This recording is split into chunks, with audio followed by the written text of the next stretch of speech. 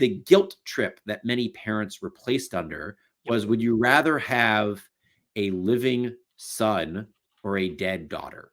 Because what they were told is that your middle school, high school age daughter, who is now identifying as a boy, that person is your son.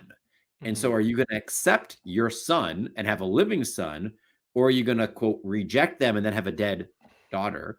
And that guilt trip, I have spoken with at this point dozens of parents who went along with the puberty blockers, the cross-sex hormones, in some cases, even some of the surgeries, because they didn't know any better. And I honestly believe them. They went, this would be 5-10 years ago.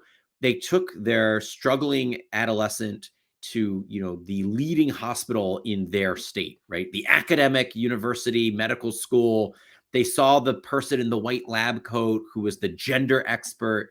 And they were told, yes, if you don't place your child on these drugs, have these surgeries, they're going to commit suicide. And many of these parents, they don't have the highfalutin education I do, Princeton undergrad, PhD, blah, blah, blah. They're going to trust the expert. They're going to trust the person at the university hospital wearing the white lab coat. And they're going to be scared out of their minds when they're told that the alternative might be their child will commit suicide.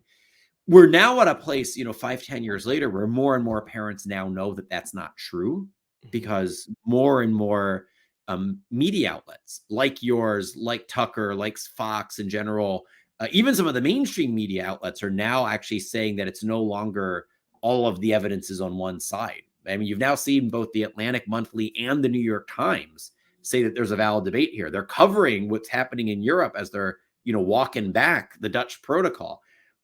But 5-10 years ago, none of that was there. And so my heart breaks for some of the parents who went along with this, honestly not knowing any better. They're also bad parents in this. And they're bad. Yeah, my heart breaks more for their children, far more. In this, right? Yeah. And we shouldn't, turn a blind eye to that either. But not all the parents are pushing it. Not all the parents are secondary victims.